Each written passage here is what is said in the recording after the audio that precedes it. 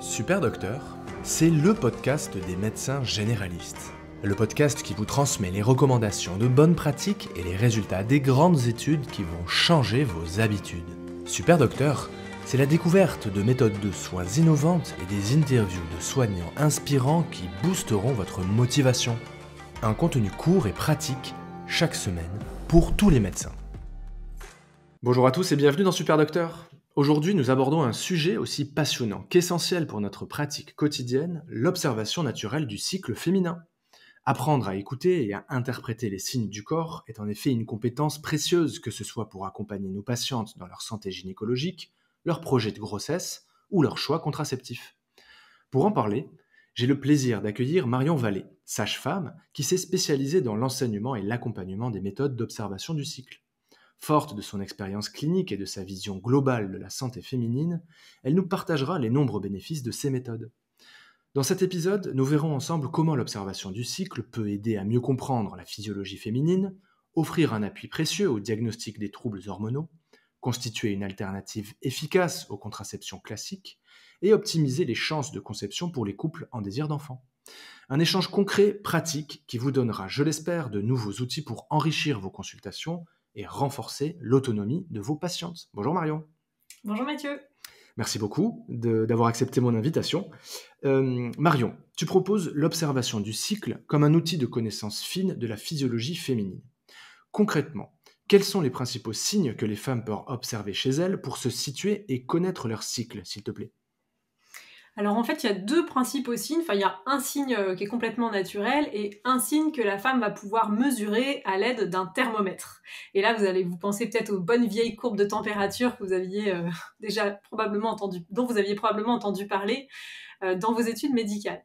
Mais je reviens sur le symptôme qui est vraiment, à mon avis, le plus important et le plus précieux, qui est le symptôme de la glaire cervicale, qu'on appelle aussi mucus cervical, qui en fait, quand on y prête attention jour après jour dans son cycle, peut nous renseigner précisément sur la seule fenêtre de fertilité du cycle qui se trouve bien sûr aux alentours de l'ovulation. Voilà, donc ce mucus cervical va évoluer chez toutes les femmes de façon relativement similaire sur 4 à 6 jours, si je veux donner des détails. Et cette évolution, elle va se faire au niveau de la sensation. C'est-à-dire que à la vulve, la femme a, comme on pourrait l'appeler, un détecteur de sensations qui lui permet d'évaluer en temps réel le climat d'humidité de la zone. Donc ce détecteur, il se trouve en fait au niveau de la jonction des lèvres internes, au niveau du périnée postérieur, si on veut aller dans les détails. Et en y prêtant attention, tout en étant habillé, mais plutôt en mouvement et en position debout, on est capable de dire, voilà, je me sens sèche, je me sens humide, je me sens mouillée, je me sens lubrifiée. Je vous ai donné les grandes catégories que la femme peut décrire. Et ce climat d'humidité n'est pas du tout anecdotique, puisque très précisément, il peut nous renseigner sur le climat hormonal. Donc on passe de l'humidité aux hormones, et en fait le pont direct, c'est vraiment les œstrogènes. Parce que les œstrogènes vont modifier les cellules de l'endocole et permettre de déboucher le col de l'utérus avec l'arrivée des œstrogènes et entraîner une fluidification de plus en plus importante du mucus cervical qui va devenir en fait qui va passer d'épais, obstruant, opaque à liquide comme de l'eau, même comme de l'huile. Et en fait, cette phase liquide comme de l'huile est une phase lubrifiante. Donc, quand la femme perçoit la lubrification à la vulve, et là, les femmes qui nous écoutent doivent se dire « Ok, ça me parle, quand je m'essuie, effectivement, parfois, ça glisse. » Effectivement, on y est. Quand ça glisse, c'est que l'ovulation est imminente. Je ne parle pas de la lubrification physiologique dans la sexualité, qui est un autre phénomène lié à la lubrification des glandes de Bartholin. Je parle bien de la lubrification qui vient d'au-dessus de l'endocole, qui va en fait permettre la fluidification du mucus, qui va tapisser les parois vaginales, arriver au niveau de la vulve et créer en fait ces modifications. Donc, on pourrait dire, et je vous entends penser, ah oui, mais toutes les femmes ne sont pas capables d'observer ça. Alors, détrompez-vous, l'OMS s'est même penchée sur cette question dans les années 80. Alors, on n'aime pas trop les études qui datent d'avant 2000, hein. Déjà, même 2000, c'est un peu vieux, mais bon, désolé, j'ai pas plus récent. Et donc, dans les années 80, l'OMS a évalué la capacité des femmes à observer ce fameux symptôme de la glaire cervicale.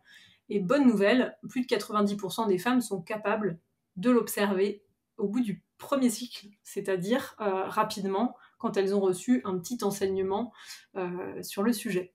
Donc finalement, pour nos consultes, c'est quand même vraiment précieux. Ok. Du point de vue patiente, est-ce qu'il y a d'autres signes à reconnaître ? Oui, alors ça c'est le symptôme. Donc je vous ai parlé de la phase qui est la plus forte phase dans l'observation, qui est la phase fertile qui va mener à l'ovulation. Une fois que la lubrification se termine, en fait, on rentre dans la phase lutéale, puisqu'en fait la progestérone, quand elle arrive, va déshydrater l'écoulement de mucus cervical. Donc non seulement le col va se refermer, se reboucher, et en plus il va y avoir une déshydratation qui a lieu au niveau de la base du vagin par le biais de cellules spécifiques vaginales sous l'influence de la progestérone. Et donc on arrive dans la dernière phase, la phase lutéale. La progestérone va avoir une autre action qui est une action de réchauffement du corps. En fait, la température du corps va se réchauffer sous l'influence de la progestérone qu'on appelle hyperthermiante. Alors, l'hyperthermie est très modérée, hein, on est sur une élévation de 0,3 à 0,5 degrés, donc ça nécessite quand même un thermomètre précis, et une prise de température par un orifice, donc buccal, vaginal ou rectal, tous les matins relativement à la même heure, et la température va effectuer en fait un plateau sous l'influence de la progestérone qui va nous indiquer en fait quand la température est montée que l'ovulation a bien eu lieu. Donc c'est assez précieux la température parce que c'est un marqueur objectif, à la différence du mucus cervical qui est plutôt un marqueur subjectif, bien que très précis. Mais la température, à travers le chiffre, nous donne vraiment une information vérifiable qui atteste quand le pic de glaire est passé et quand la température est montée, on est vraiment sur 100% de certitude que l'ovulation a eu lieu. C'est quand même Excellent. intéressant. Donc ça, c'est la physiologie normale dont tu me parles, que les patientes peuvent, dont elles peuvent se saisir des signes dont tu m'as parlé, la glaire cervicale, l'humidité, la lubrification et donc la hausse de la température. Et du côté des soignants, qu'est-ce qu'on peut apprendre, nous, des courbes de température, de la glaire, des signes dont tu viens de me parler ? Est-ce que ces signes peuvent nous permettre de détecter certains déséquilibres, par exemple ? Oui, tout à fait. Et c'est ça qui est pas évident, parce qu'il faut à chaque fois pouvoir switcher entre voilà le symptôme et quelle est la traduction hormonale. Alors on a l'habitude de switcher entre les symptômes et puis la physiopathe, hein, sur tout un tas de pathologies, mais là, comme on n'y a pas été habitué pendant nos études et notre pratique, c'est vraiment un exercice qui est au démarrage un peu délicat. Donc la patiente va tracer en fait les signes quotidiens dans son cycle, donc l'absence de glaire cervicale, la présence de glaire cervicale et à nouveau l'absence, et on va devoir traduire hormonalement ce qui se passe. Normalement, la phase œstrogénique montante, donc qui correspond au follicule dominant qui va à l'ovulation, dure 4 à 6 jours. Donc on devrait voir sur le tableau du cycle de la patiente, puisqu'elle va tracer sur un tableau, on devrait voir 4 à 6 jours d'évolution de glaire cervicale. Il arrive qu'on voit une phase d'évolution de glaire cervicale moindre, c'est-à-dire 3 jours, 2 jours, 1 journée, voire absente. Si c'est le cas, évidemment, ça nous invite à nous questionner, est-ce que la patiente ovule ? Ou est-ce qu'elle a un mucus cervical de bonne qualité ? Vous voyez ? Et on a tellement eu l'habitude d'apprendre le cycle au travers des saignements, si bien que tous les mots pour parler des cycles contiennent le suffixe ou le préfixe ménoré, qu'en fait, si la patiente saigne régulièrement, on a tendance à se dire, tout va bien, c'est qu'elle ovule. Bien sûr, je parle hors contraception hormonale.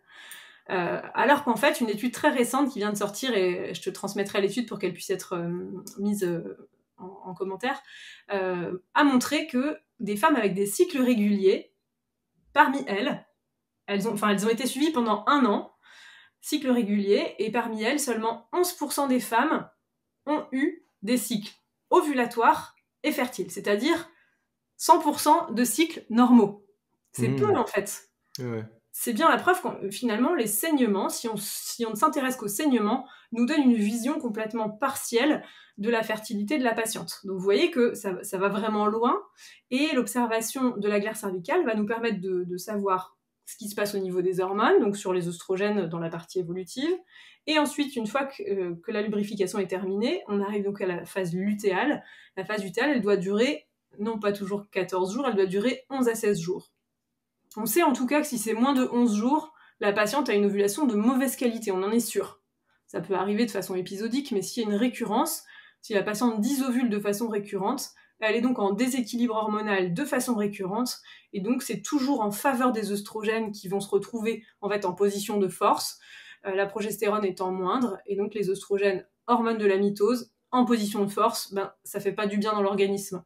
Donc au démarrage, ça va être des troubles, et si le temps avance, ça peut finir par devenir une tumeur, parce que les cellules se retrouvent en fait en mitose déraisonnable. Excellent. Donc en fait, on en revient à la sémiologie de base, l'observation de la physiologie normale, au-delà des saignements classiques que tout médecin est censé reconnaître. Il faut aussi s'enquérir de la glaire cervicale, de la sensation d'humidité, de la lubrification, des courbes de température, pour déceler d'éventuels déséquilibres ou de véritables problèmes hormonaux et des cycles qui ne seraient pas ovulatoires. Merci beaucoup, Marion. Du coup, comment l'observation de ce cycle permet de mieux personnaliser la prise en charge de certains troubles, comme par exemple le SOPK, les cycles anovulatoires dont tu viens me parler, ou même l'insuffisance lutéale, Marion? En fait, effectivement, la traçabilité par la patiente de son cycle, déjà va la maintenir vraiment au cœur de la consultation. Parce que on sait que le patient, on en a besoin, c'est lui qui est l'élément principal de notre consultation, et ce n'est que grâce à lui qu'on va pouvoir dégager des hypothèses, et puis confirmer nos hypothèses, etc. En gynécologie, la gynécologie, c'est une spécialité où on donne une place à la paraclinique qui est considérable, bien trop considérable d'ailleurs, et où le symptôme est relativement vite balayé, parce qu'en fait, on sait pas trop quoi en faire. Bah oui, elle a un saignement intermenstruel, est-ce que c'est normal, pas normal? Bon bah, on va explorer. Et en fait, c'est l'exploration qui va un peu être notre baromètre de la prise en charge. La femme qui observe son cycle, elle va garder vraiment le symptôme au cœur de la prise en charge et de notre relation de soins, parce qu'en fait, elle va tracer chaque jour ce qui se passe, et on va avoir donc un suivi quotidien, ce qui est quand même ultra précieux quand on veut savoir ce qui se passe. Et donc, ça vient même être complètement supérieur à la paraclinique, bonne nouvelle. On a tous appris que la clinique doit primer sur la paraclinique. Et donc, ce symptôme de la femme va nous permettre d'orienter nos explorations en fonction de ce que l'on cherche. On a parlé de l'ovulation de mauvaise qualité avec une phase lutéale trop courte. Bon, si on ne regarde que les saignements, impossible de savoir la longueur de la phase lutéale, et donc si la femme a une ovulation de bonne qualité ou pas. Je vous donne l'information, si vous ne la connaissez pas, qu'une phase lutéale trop courte est un risque de fausse couche. Au-delà même du déséquilibre hormonal, une patiente qui veut concevoir peut démarrer une grossesse avec un corps jaune de mauvaise qualité, et donc avoir une grossesse qui s'arrête, et ça peut même donner des fausses couches récurrentes. Donc en fait, on va avoir vraiment une cartographie précise qui va nous permettre de planifier nos explorations. Exemple, je voudrais savoir si l'endomètre de la patiente est suffisamment épais pour son projet de grossesse. Toi qui es échographiste, en gynécologie, on peut effectivement prévoir une échographie à J14 en se disant, bah voilà, J14, normalement, on est au moment de l'ovulation, l'endomètre doit être bien épaissi, sauf que son J14, si cette femme-là, elle ovule à J21, même si elle a un cycle de 28 jours, on n'aura pas du tout le même endomètre qu'une femme qui va ovuler beaucoup plus tôt. Et donc, en fait, on peut tirer des conclusions totalement erronées si on ne sait pas précisément où elle en est au moment de l'imagerie. Idem pour la biologie. Si on a envie d'évaluer son ovulation, on va lui faire œstrogène et progestérone à J21, et même peut-être qu'on a des ordonnances qui sont pré-remplies, et J21, bah pour elle, ça peut tomber totalement à côté. Donc, vous voyez que, et ça c'est vraiment, c'est malheureusement mon quotidien, c'est qu'en fait on a reçu dans notre enseignement gynécologique des grands standards et des recos, et on peut tirer des conclusions erronées, parce qu'en fait on n'est pas dans la physiologie de cette femme-là, on est dans un standard. Merci beaucoup de rappeler ça, j'adore ce message, je suis très heureux que tu en parles. C'est un concept qui m'est cher, c'est de remettre les clés de la santé à chacun et être autonome de sa propre santé. Chacun est responsable de sa santé. Et ce que tu viens de dire, c'est de donner les outils à nos patientes, en l'occurrence, pour qu'elles puissent se connaître elles-mêmes et qu'elles deviennent elles-mêmes des expertes de leur santé, en l'occurrence des expertes de leur cycle, si bien qu'on se situe à un moment donné, non plus comme le sachant, mais un peu comme le conseiller, parce qu'en fait, ça va être la patiente qui va nous rapporter sur un plateau tout son cycle. Si on lui conseille, comme tu nous le demandes, de surveiller sa température, sa qualité de glaire, sa date d'ovulation, etc. En fait, elle connaît son cycle par cœur, et dans ce cas-là, nous, on peut se situer pour la conseiller. Donc, je te remercie beaucoup d'avoir rappelé tout ça, c'est hyper, hyper important, et puis on revient, comme d'habitude, à l'examen et à la sémiologie. Mais du coup, pourquoi ces méthodes qui me semblent indiscutables, la surveillance de sa propre physiologie, pourquoi ces méthodes restent si peu enseignées en formation médicale et alors que j'ai l'impression qu'elles offrent un vrai gain d'autonomie pour nos patientes? Ouais, elles ont été rangées dans la catégorie des méthodes de grand-mère, hein. Je pense qu'il faut se dire les choses comme c'est. D'ailleurs, je crois, alors ça a peut-être changé depuis, mais dans votre livre de préparation de l'internat, il y a écrit que ces méthodes ont donné le baby-boom. Voilà, donc bon, il faudrait vérifier, ça fait un moment que j'ai pas mis mon nez dans ce bouquin-là, mais dans les rééditions, mais c'était comme ça il y a encore 10 ans. Voilà, je pense que avec l'avènement de la contraception hormonale, tout ce qui est en lien avec les symptômes du corps ont été mis au rebut. On avait plus efficace que ces méthodes de grand-mère, que la méthode Ogino, et donc on a vraiment donné toute la place à la contraception médicale en fait. Et on a d'une certaine manière mis de côté tout ce que la patiente pouvait nous rapporter de très intéressant parce qu'on avait mieux à leur proposer.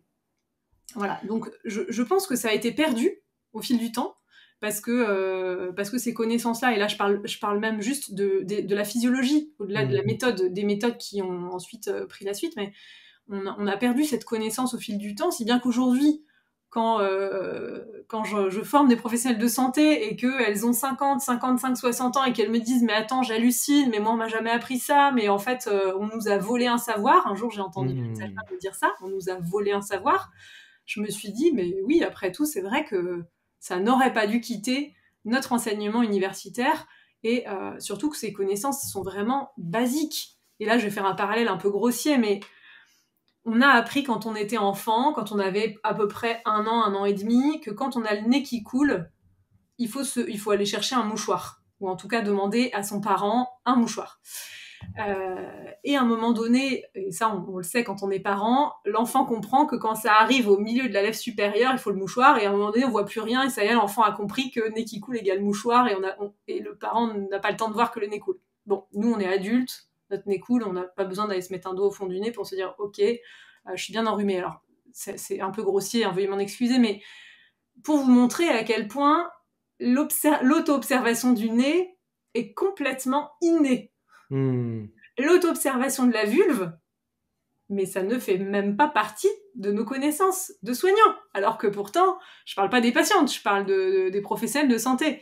Donc c'est vrai que moi, ça a été vraiment un très fort étonnement quand j'ai découvert ça pour moi dans ma vie de femme, de mon plein gré, parce que je voulais trouver une alternative à la contraception hormonale et que j'ai fait mes recherches et que je suis tombée dans cet univers parallèle de ce qu'on aurait pu qualifier de méthode de grand-mère, puisque moi aussi, dans mes études de sage-femme, on nous a dit, bah, sinon, il y a les méthodes naturelles pour les couples écervelés qui veulent des grossesses inopinées. Quelle violence. En fait, c'est vrai qu'on a reçu des petites phrases, pour finir de répondre à la question que tu m'as posée, on a reçu des petites phrases comme ça qui nous ont marquées, et moi, c'est cette phrase de, bah oui, c'est des méthodes pour les couples écervelés. On se dit, bon bah non, en fait, on va pas proposer ça parce qu'on est soignant, donc on va pas encourager ça. La grossesse inopinée non plus. Bon bah voilà, on a balayé ça d'un revers de la main et on est passé à autre chose. C'est dommage. Je suis très content que tu le rappelles. J'aime beaucoup ta phrase, on nous a volé un savoir. Du coup, je suis content que toi et moi, très modestement, on s'occupe de le remettre à qui de droit. Tu viens d'aborder la contraception, du coup.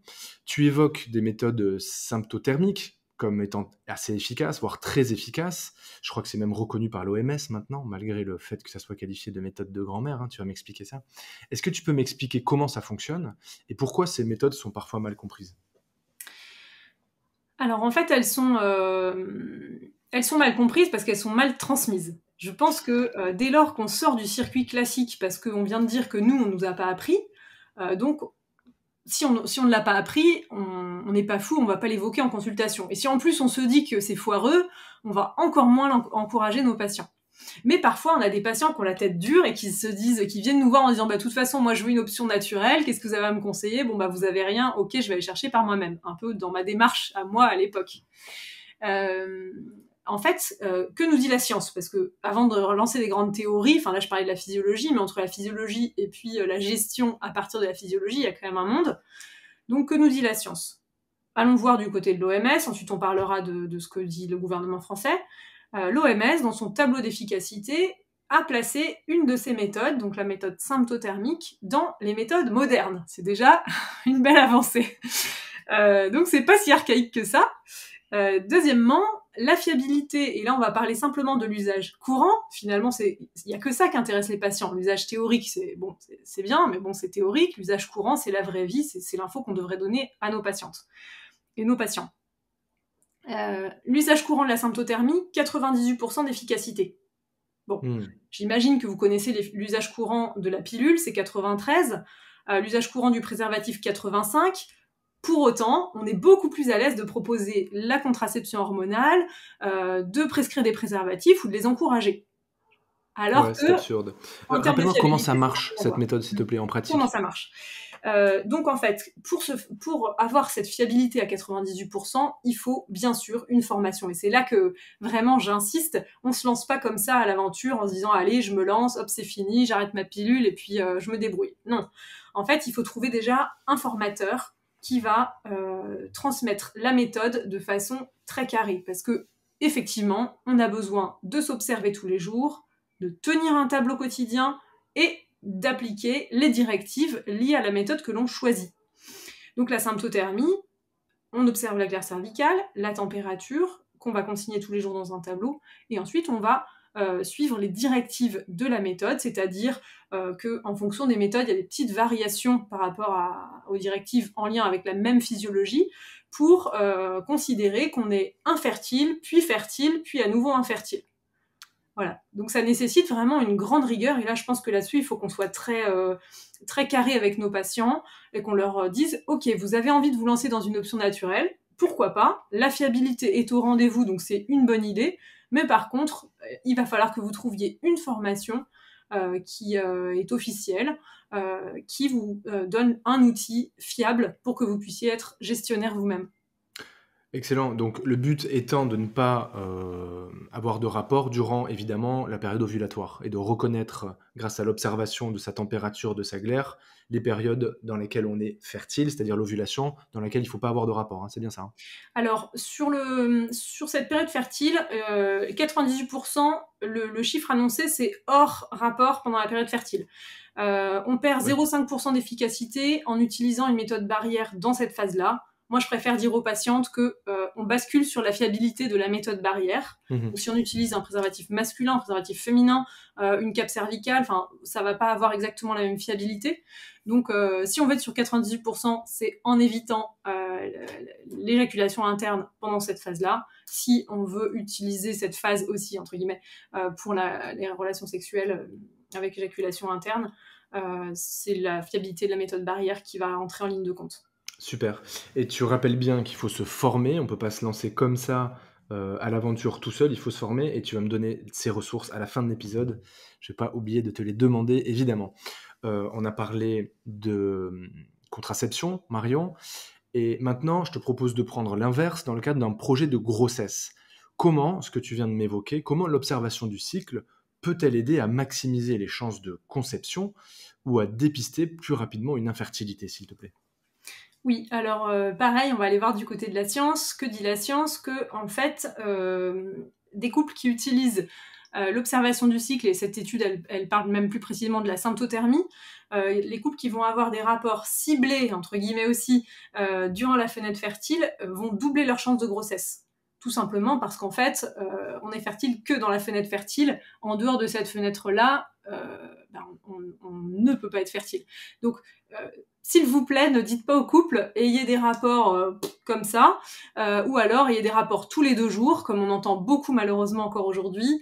Vous voulez concevoir, faites l'amour tous les 2 jours. Non, en fait, pourquoi pas, il n'y a aucun problème à ça. Simplement, quand on attend et que les mois passent et que la grossesse ne vient pas, faire l'amour tous les 2 jours devient vraiment...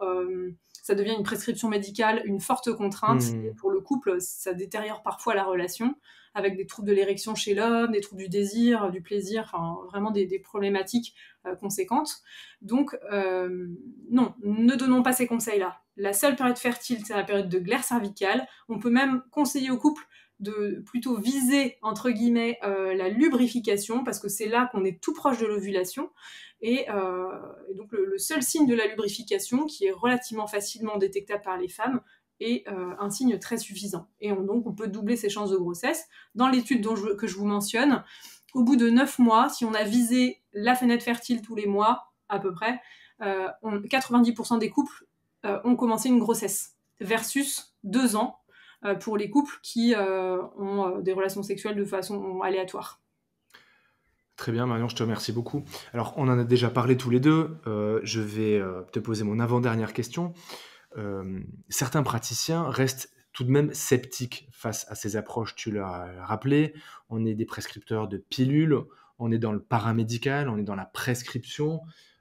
C'est ce qui est à la mode, malheureusement. Donc, il y a beaucoup de scepticisme face à ces approches, parce qu'on invoque un manque de fiabilité ou de données solides. Tu as déjà partiellement répondu, mais est-ce que tu veux rajouter un mot face à ces critiques pour défendre ces méthodes que tu défends ? Allons voir la bibliographie. Après, c'est chacun parle avec sa conscience et avec les recherches qu'il a pu faire. Moi, c'est vrai que je comprends ce scepticisme parce que j'étais moi-même relativement sceptique après l'enseignement universitaire que j'ai reçu. Donc, je veux bien croire que vous le soyez aussi. Et moi, ça a été vraiment la découverte pour moi qui m'a encouragée à aller chercher pour les autres. Et en fait, en tirant le fil de la bibliographie sur ce sujet-là, je me suis rendu compte qu'en fait, les publications étaient nombreuses, qu'il y avait des équipes à travers le monde qui travaillent encore aujourd'hui sur ce sujet. Il y a même des cliniques de fertilité qui se sont montées, alors pas encore en France, mais qui sont vraiment basées sur l'évidence que d'abord la femme doit apprendre à observer son cycle, ensuite le couple doit avoir des rapports au bon moment, et grâce à l'observation du cycle, on va dégager des hypothèses problématiques, et ensuite ajuster ces explorations, ces traitements sur la base du cycle à l'instant T et pas du standard.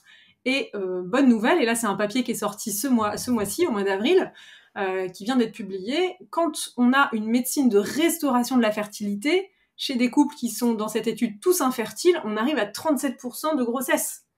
Donc on se trouve au même niveau que notre médecine de procréation médicalement assistée, ce qui donne vraiment une grande place à cette autre approche, qui est une approche qu'on va considérer d'intégrative, puisqu'en fait, ce mot-là, on l'apprécie tous les deux, et c'est vraiment, ça fait vraiment sens, en fait. Génial, c'était un argument extrêmement solide de renvoyer à la biblio. Et j'y suis très sensible pour défendre des pratiques qui sont parfois mal comprises. Je pense que pour les soignants, c'est un argument fort de mettre en avant les papiers sérieux, la bibliographie, parce que ça donne du poids à ce qu'on avance. Donc je te remercie beaucoup. Marion, je te remercie beaucoup d'avoir fait cet épisode avec moi. Tu vois, j'ai appris, comme souvent, beaucoup de choses. C'était, je pense, très utile. Donc, je te remercie infiniment. Pour conclure, est-ce que tu peux, s'il te plaît, me conseiller pour les soignants, pour les généralistes, les gynécologues qui nous écoutent, d'éventuelles formations, d'éventuels outils, des ressources pour commencer à intégrer ces méthodes dans leur pratique? Et je veillerai à bien les intégrer dans la newsletter que j'envoie tous les vendredis, qui récapitule les grands points de chaque épisode de la semaine. C'est à toi, Marion. Oui, alors pour ne pas être jugé parti, on a créé une association qui s'appelle Focus Fertilité. Donc Focus, c'est pour fertilité et observation du cycle à l'usage des soignants. Bon, c'est un peu décarcassé pour arriver à ça, Très beau nom. mais c'est une association de professionnels de santé pour les professionnels de santé pour trouver des ressources sur les méthodes d'observation du cycle validées par la science. Donc c'est à la fois pour vous et pour vos patients. Vous pouvez les envoyer sur le site. Il y a une carte de France, et même de la francophonie, avec des épingles, avec des formateurs en France, pour aller voir telle ou telle méthode, et on organise une soirée tous les 2 à 3 mois avec des experts sur le sujet, régulièrement des revues de la littérature, enfin voilà, on essaie d'être les plus scientifiques et sourcés possible dans cette association. Et on a commencé tout un travail de rentrer, de proposer un programme de formation pour les écoles de sages-femmes, donc ça depuis l'année dernière, et le step suivant, c'est pour les étudiants en médecine, plutôt orientés médecins généralistes et gynécologues. Donc là, je fais un appel, si jamais il y en a qui veulent relayer, en tout cas venir dans notre groupe de travail, c'est ouvert. Deuxième chose, donc j'ai créé un institut de formation médicale continue pour les professionnels de santé qui veulent aller plus loin, et je forme donc des sages-femmes, des médecins, des pharmaciens aussi qui s'y intéressent pour le comptoir, des infirmiers qui travaillent en PMA, des kinés, des ostéopathes qui se spécialisent dans les troubles féminins. Enfin voilà, c'est vraiment pour les professionnels de santé et du soin pour pouvoir améliorer nos prises en charge. Le message est passé. Merci infiniment Marion. À bientôt et bon vent. À bientôt Mathieu. Bravo, vous êtes bien arrivé à la fin de cet entretien. J'espère qu'il vous a inspiré et apporté des clés utiles pour votre pratique. Pour ne rien manquer des prochains épisodes de Super Docteur, pensez à vous abonner dès maintenant. Si mon travail vous plaît, parlez-en autour de vous, à vos consoeurs, vos confrères et même à vos internes. Et si vous voulez me soutenir, laissez-moi une belle note de 5 étoiles sur votre application de podcast préférée. C'est rapide, ça m'aide énormément, et surtout ça permet à d'autres médecins de découvrir ce contenu pour que l'on partage ensemble nos idées et améliorer nos pratiques. Merci pour votre écoute, et à très bientôt.